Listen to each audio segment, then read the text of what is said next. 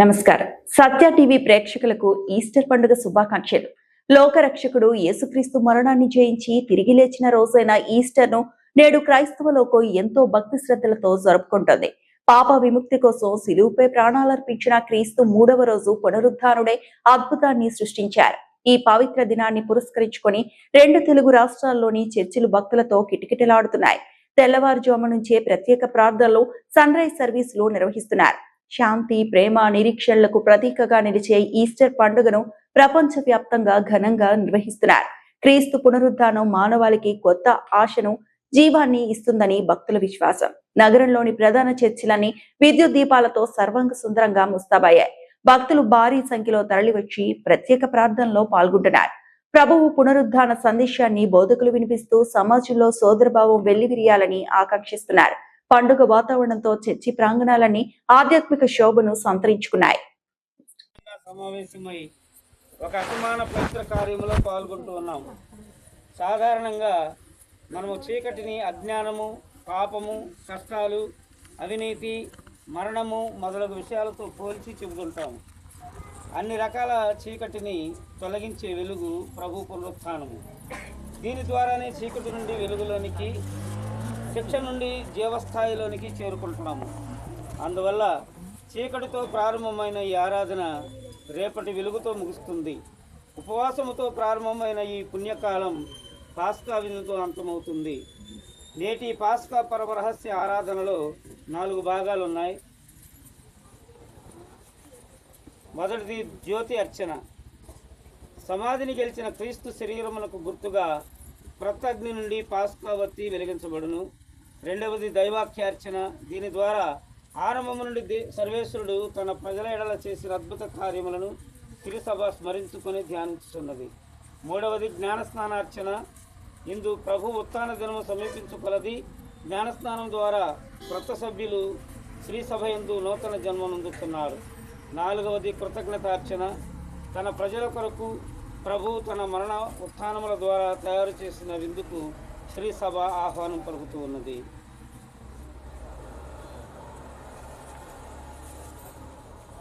పితా, పుత్ర, పవిత్రాత్మ నామమున ఆమేన్. ప్రియమైన సోదరులారా, మన రక్షకుడు యేసుక్రీస్తు మరణము దాటి జీవములో ప్రవేశించిన ఈ పరమ పవిత్రమైన రాత్రి వేళ ఒక చోట చేరి జాగరణలో పాల్గొని ప్రార్థనలో నిమగ్నము కావాలనని ప్రపంచము నలుమూలల ఉన్న తన బిడ్డలందరినీ శ్రీసభ ఆహ్వానించుచున్నది. ఈ విధముగా అతని వాక్కులను ఆలకించి రక్షకుని పాస్కోత్సవమును జరుపుకొనిన ఎడల అతడు మరణముపై సాధించిన విజయములో మనము కూడా భాగస్థులమగుదుము. అతనితో పాటు దేవుని యందు శాశ్వతముగా జీవించుదుము. ప్రియులగు సోదరులారా, మన రక్షకుడు యేసుక్రీస్తు మరణించి సజీవి అయి లేచిన ఈ పరమ పవిత్ర రాత్రి వేళ జాగరణము నుండి ప్రార్థింపవలయునని లోకమంతట వ్యాపించి ఉన్న తన బిడ్డలను సత్యసభ ఆహ్వానించుచున్నది. ఈ విధమున ఆయన వాక్కులను వింటూ ఆయన రక్షణ కార్యములను తిరుగా ప్రదర్శించుకొనుచు రక్షకుని పాస్కా స్మరణోత్సవము మనము చేసుకొన ఆయన మరణము మీద సాధించిన విజయములో మనము భాగస్థులమగుదుము. ఆయనతో సహా దేవుని యందు శాశ్వతముగా జీవించుదమని నమ్మకము మనకు ప్రాప్తించును. విశ్వజ్యోతియును నీ కుమారుడనైన యేసుక్రీస్తు ద్వారా నీ విశ్వాసులను నీ మహిమ తేజస్సుతో నింపు. నీవు ఈ క్రొత్త అగ్నిని ఆశీర్వదించి పవిత్రము చేయుము. ఈ పాస్కా పరమ రహస్యముల ద్వారా స్వర్గము మీది కోరికతో శారీరకముగాను మానసికముగాను శుద్ధులమై అంతములేని శాశ్వత మహిమలో ప్రవేశింతుముగాక. మా ప్రభువైన క్రీస్తు ద్వారా ఈ మనవి చేయుచున్నాము. ఆదియును అంతమును, ఆల్ఫా ఒమేగా, కాలములు అతనివే, యుగములు అతని ఆధీనమే. అతనికే మహిమాధికారములు శాశ్వతముగా యుగయుగములు చెల్లునుగాక.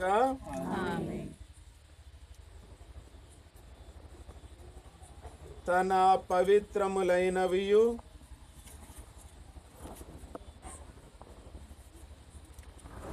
మహిమాయుతములైనవియు ఆయన గాయముల ద్వారా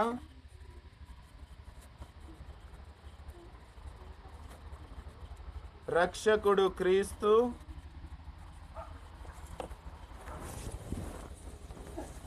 మనలను కాచి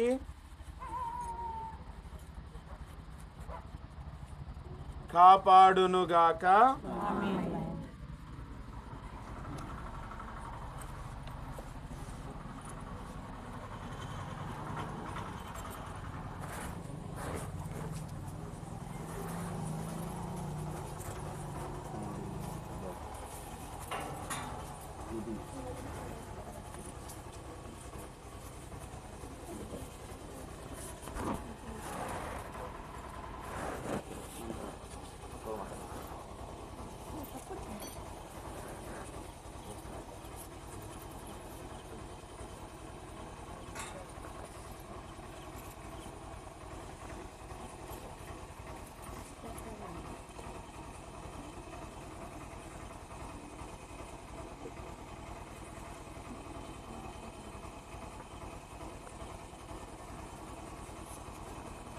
వైభవోపేతముగా పునరుత్థానమైన క్రీస్తు జ్యోతి మన హృదయమును మనస్సులోని అంధకారమును పారద్రోలునుగాక. ప్రియ సహోదరులారా, ఇప్పుడు మనం ప్రదక్షిణగా దేవాలయములో ప్రవేశిస్తూ ఉంటాం. రెండవసారి దేవాలయ ముఖద్వారం చేరిన తర్వాత ఇదిగో క్రీస్తు జ్యోతి అని 3 సార్లు పలికినప్పుడు సర్వేశ్వరునికి వందనములు అంటూ అందరము దేవాలయములో ప్రవేశించుదాం. దేవాలయ ముఖద్వారం దగ్గర అందరికి అవకాశం ఇవ్వబడుతుంది. అప్పుడు మీ చేతులలో ఉన్న ఒత్తులను వెలిగించుకోండి. ఇదిగో క్రీస్తు జ్యోతి.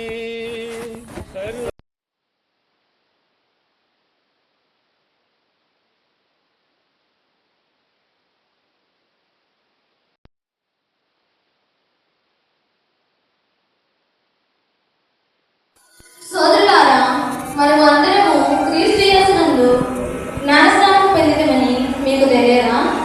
కనుక మన జ్ఞానస్నానం వలన మనము ఆయనతో సమాధి చేయబడి ఆయన మరణమున పాలు పంచుకొంటిమి. ఏదైనా తండ్రి ప్రభావముచే మరణము నుండి క్రీస్తు లేవనెత్తబడినట్లే మనమును ఒక క్రొత్త జీవితంలో గడపటకే అట్లు జరిగిను. ఆయన మరణంలో మనము ఆయనతో ఏకమై ఉండినచో ఆయన పునరుద్ధానంలో కూడా మనము తప్పక ఆయనతో ఏకమై ఉందుము. పాపము శరీరము నశించి మనము ఇక పాపమునకు బానిసలు కాకుండానట్లు మన పాత స్వభావము ఆయనతో శిలువపై చంపబడినది అని మనకు తెలియను. ఏదైనా మరణించిన వాడు పాపము నుండి విముక్తుడయ్యాను. మనము క్రీస్తుతో మరణించి ఉన్నచో ఆయనతో జీవితమని విశ్వసింతుము. ఏదైనా మరణం నుండి లేవనెత్తబడిన క్రీస్తు మరలా మరణింపడని మనకు తెలియను. మృత్యువులకు ఆయనపై ఇక ఎట్టి ఆధిపత్యము లేదు. ఆయన మరణము పాపములకు శాశ్వతము మరణము. ఆయన జీవితము దేవుని కొరకైన జీవితము. మీరును మీ విషయమున అట్లే పాపములకు మరణించితిమనియు క్రీస్తు యేసుతో ఏకమై దేవుని కొరకై జీవించుచున్నామని తలంపవలెను. ఇదే వారి వరకు